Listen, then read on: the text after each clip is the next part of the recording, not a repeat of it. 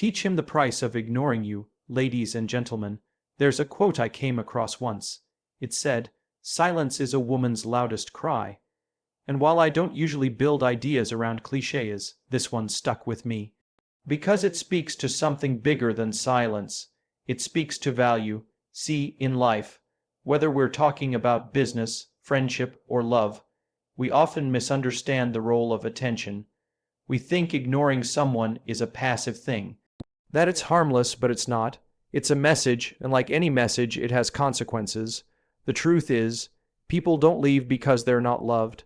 People leave because they no longer feel seen. They no longer feel heard. They no longer feel valued.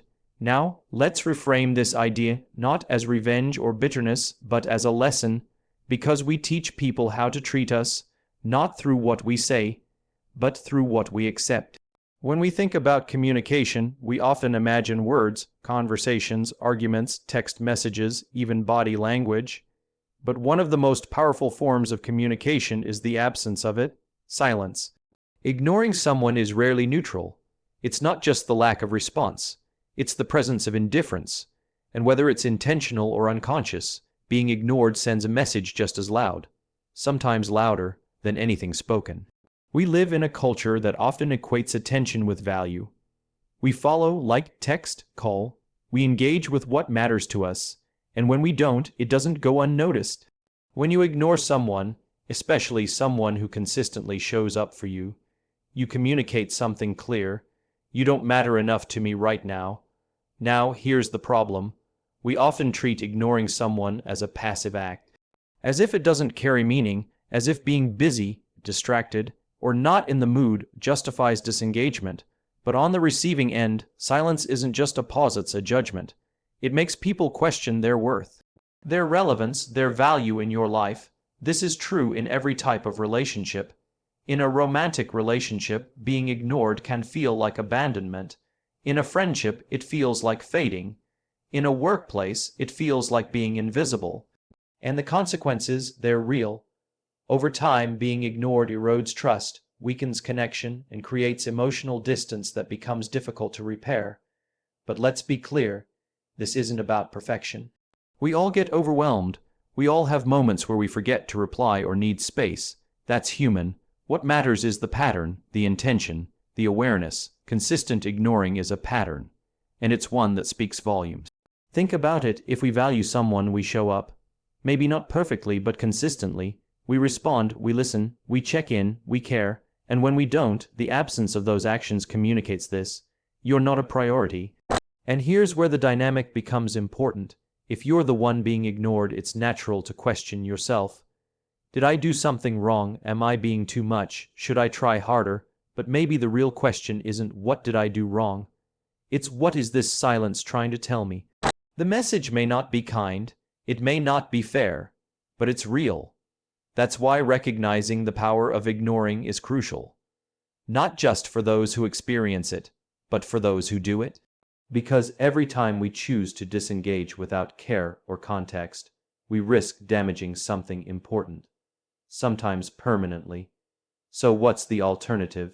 Intentional communication, honest presence, small gestures that say, "I see you." Even a short message that says, "I can't talk right now, but I'll reach out later," goes a long way, because it replaces a loud silence with a thoughtful whisper. And sometimes that's all it takes to maintain connection. In the end, ignoring someone doesn't just say something. It teaches something. It teaches them where they stand in your life, and it teaches you something, too, about your own habits, your own priorities, and your capacity for empathy. So no, ignoring is not passive. It never was. It's a message. The only question is, what are you saying? It's a common misunderstanding that love alone is enough to make a relationship last. We grow up with this idea that as long as we care deeply, as long as the feeling is strong enough, everything else will work itself out. But that's not how real connection works. People don't walk away from love. They walk away from feeling invisible within it. You can love someone and still neglect them. You can care about someone and still not show up in the ways that matter. And eventually, that absence, the absence of recognition, of presence, of acknowledgement, hurts more than the absence of love itself. Because love that is not expressed, love that is not demonstrated, begins to feel like a ghost. It's there, but not felt. It's present, but not alive. People leave relationships not always because they want to, but because staying means slowly disappearing. They leave because they're tired of repeating themselves, tired of waiting for someone to notice their effort, their needs, their pain. They leave because being physically present in someone's life no longer feels emotionally meaningful. And no one, no matter how loyal or loving, can live on invisibility for too long. Being seen is a basic human need. We want to feel that who we are matters, that what we think and feel has weight, that our presence changes something, even if in small, quiet ways. And when that need isn't met over time, we don't always raise our voice. We retreat. We start showing less of ourselves. We stop sharing our thoughts, stop initiating conversation, stop reaching out. It's not anger, it's resignation. It's a quiet mourning of the connection that once was. In romantic relationships, this is often where the breakdown begins. One partner says, "I love you," but the other doesn't feel chosen, doesn't feel prioritized. They feel like an afterthought in someone else's busy world. And over time, that imbalance chips away at the foundation of even the strongest bonds, because affection without attention becomes hollow. Love without presence becomes performative. The same thing happens in friendships. We might say, "They know I care." But that's not enough if we constantly cancel plans, forget their milestones, or only show up when it's convenient. People remember how we made them feel, and if they consistently feel like an option rather than a priority, they will eventually choose distance over disappointment. What's often misunderstood is that the people who leave are usually the ones who tried the hardest to stay.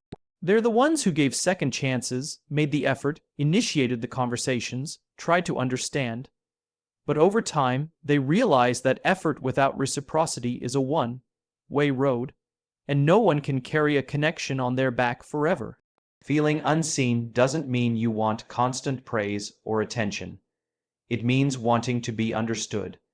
It means wanting to know that your presence matters in someone's life, that your joy is celebrated, your sadness acknowledged, your absence noticed. It's about emotional availability, not just physical proximity. And when that's missing, when your presence starts to feel like a shadow instead of a light, people don't leave because they've stopped loving.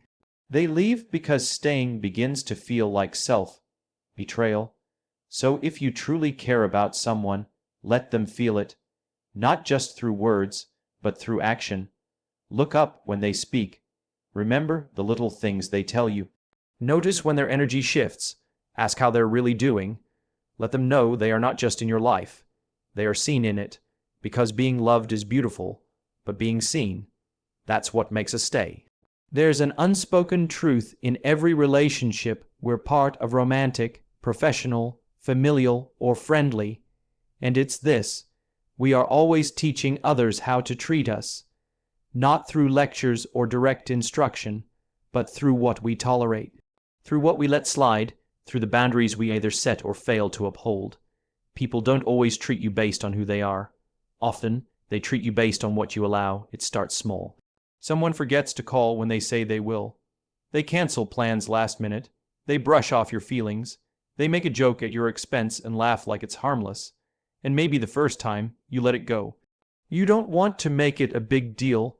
You tell yourself they didn't mean any harm. You give them the benefit of the doubt. But what we often don't realize is that silence in those moments doesn't just avoid conflict. It sets a precedent.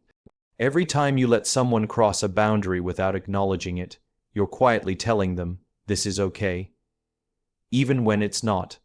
And when that pattern repeats, the behavior becomes normalized. Not because the other person is inherently disrespectful, but because you've unknowingly written a rulebook that says, I will accept this. This is where many people get stuck, especially those who are deeply empathetic or naturally giving. They fear that speaking up will lead to conflict or worse, disconnection.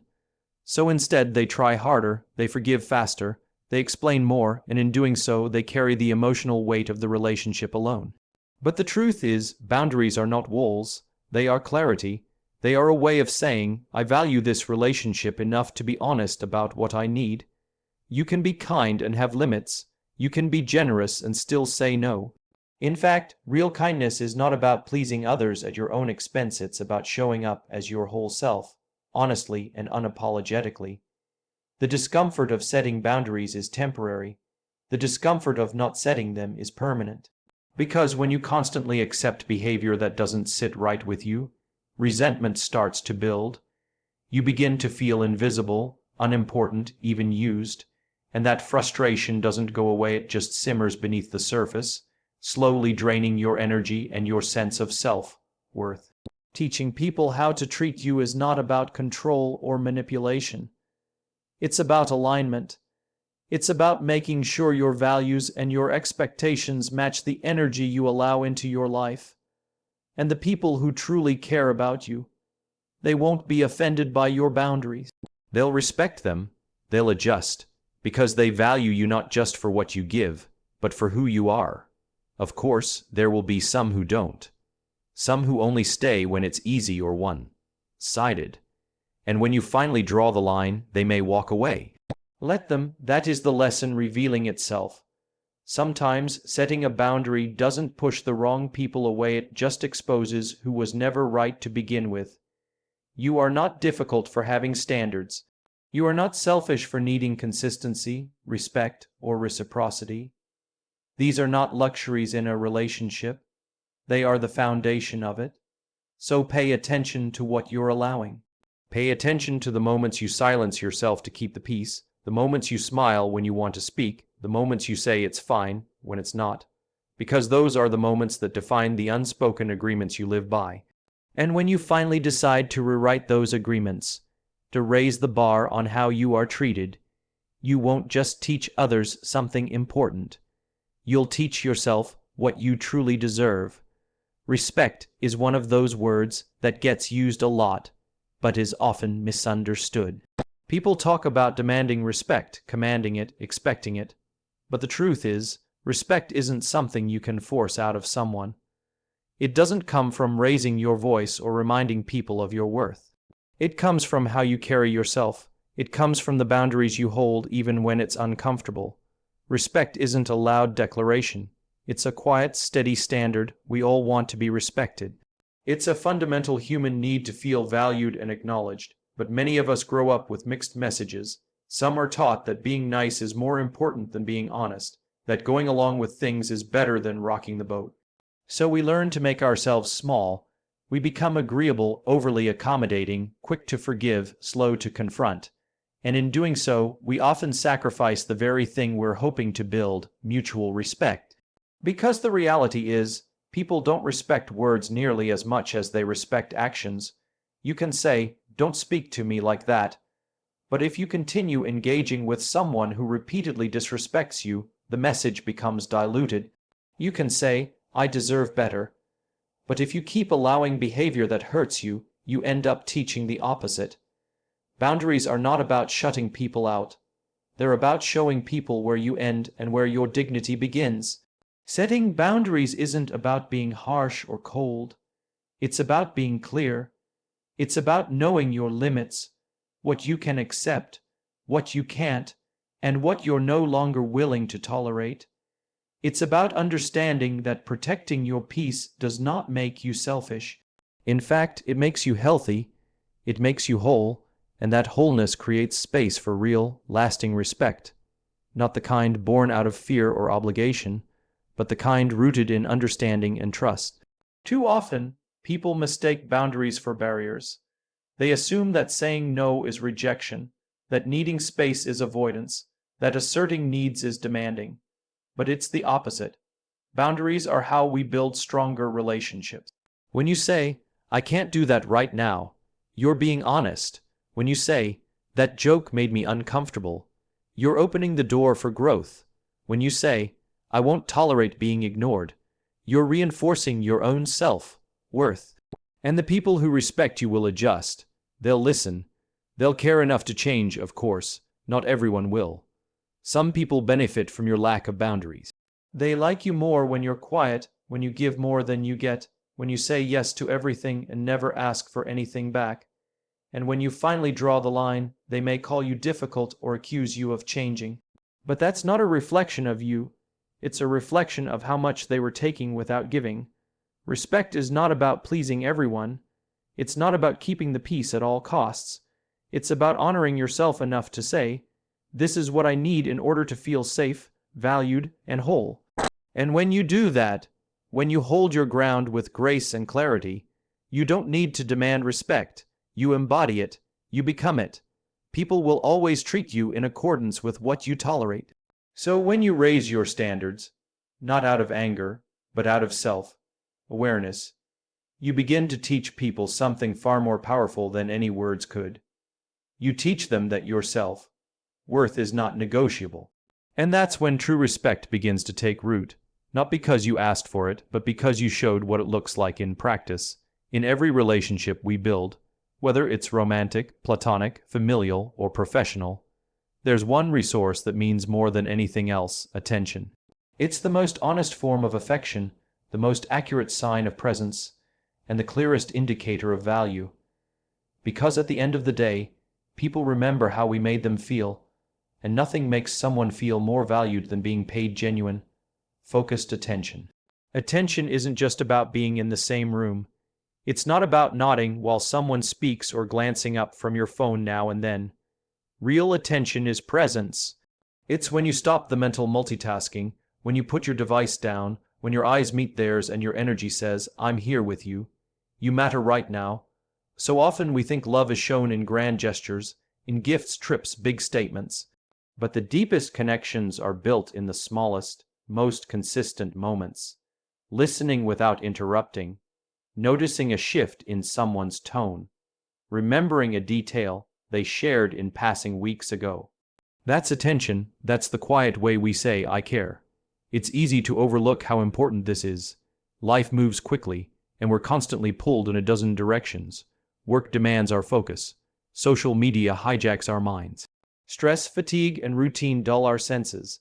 And in the midst of it all, the people closest to us can start to feel like background noise rather than priority. Not because we stop caring, but because we stop noticing. But over time, that lack of attention becomes felt. People may not say anything at first. They may not even be fully aware of what's wrong, but the emotional withdrawal begins. The connection starts to fray. Conversations become shorter, moments feel emptier. The space between two people begins to fill with silence, not because there's nothing to say, but because no one's really listening anymore. And that's the cost of inattention. It's subtle, but it's powerful. Because when someone feels consistently unseen or unheard, they start to question their place in your life. They begin to wonder if they matter. And when someone feels like they don't matter long enough, they will stop showing up. Not necessarily in anger, but in quiet resignation. That's why attention is so much more than a polite social gesture. It's currency. It's the emotional investment we make that builds trust, intimacy, and loyalty. It tells the other person, "You are worth my time. You are worth my focus. You are not just part of my life. You're important to it." And the beautiful thing is, it doesn't take much. A sincere "How are you, really?" can change someone's day. A glance that says, "I see you," can make someone feel like they belong. Even 5 minutes of undivided attention can mean more than an hour of distracted presence. We all have the power to offer this kind of attention, just like we all crave to receive it. It requires us to slow down, to be intentional, to treat the people in our lives not as obligations but as gifts, because the people who feel seen stay, the people who feel heard open up, and the people who feel valued give back. That's the ripple effect of attention. It doesn't just strengthen connection, it creates emotional safety. It makes relationships feel like home. So the next time you're with someone you care about, ask yourself, am I truly here with them? Or am I just near them? The answer to that question shapes more than just a moment. It shapes the future of the relationship. In the end, love may be the foundation, but attention is the proof. It's how we show up. It's how we say, without words, "You matter." There's a misconception that power is loud. that strength is about confrontation, standing your ground in arguments, having the last word. We often grow up believing that to prove our worth, we need to speak up in every moment, defend ourselves constantly, fight to be understood. But real strength doesn't always roar. Sometimes the most powerful thing you can do is say nothing. Sometimes the loudest statement you can make is to quietly walk away. Not every situation deserves your energy. Not every argument needs a response. Not every relationship is worth salvaging at the cost of your peace. There comes a point when explaining yourself over and over again begins to feel like begging to be seen, begging to be heard by someone who's already made the decision not to understand you. And in those moments, silence isn't weakness, it's clarity. Silence says, I see what this is now. Silence says, I no longer need to convince you of my value. Silence says, I choose myself this time. It's one of the hardest things to learn, how to walk away from people, places, or patterns that are familiar but no longer good for you. Because walking away feels like loss, it feels like failure, it feels like giving up. But in truth, walking away is often the beginning of healing. It's the moment you stop trying to fix what won't fix itself. The moment you stop shrinking just to stay. The moment you finally draw a line and say, no more. There's a particular kind of exhaustion that comes from constantly explaining yourself to someone who doesn't listen. From trying to prove your worth to someone who only sees what they want to see. And if you're someone who loves deeply, forgives easily, and always wants to see the best in others, you've probably stayed in situations far longer than you should have, not because you were weak, but because you were hopeful. But at some point, that hope begins to hurt. You start losing pieces of yourself in the name of loyalty. You start bending your boundaries to keep the peace, and before you know it, you're in a place where silence isn't just a choice, it becomes a necessity. Not to punish, not to manipulate, but to protect yourself. Walking away doesn't mean you never cared. It doesn't mean you didn't try. It means you finally realized that caring for them shouldn't come at the cost of abandoning yourself. That staying just to prove your love was slowly becoming a betrayal of your own heart. And that's the real turning point. Not when you stop loving them, but when you start loving yourself more. You don't owe closure to people who gave you confusion. You don't owe explanation to people who never asked how you truly felt. Your peace is not up for negotiation. And if walking away is what it takes to reclaim it, then that isn't failure, it's freedom. There's a quiet kind of power in saying nothing, in choosing not to react, in no longer chasing apologies or clarity. Because sometimes the answer isn't in what you say, it's in what you no longer respond to. So if you find yourself in a space where your presence is undervalued, your voice is drowned out, or your heart feels constantly unsettled, remember this: silence can be your strength. Walking away can be your power. Not because you're giving up, but because you're finally standing up. And sometimes that's the most courageous thing you'll ever do.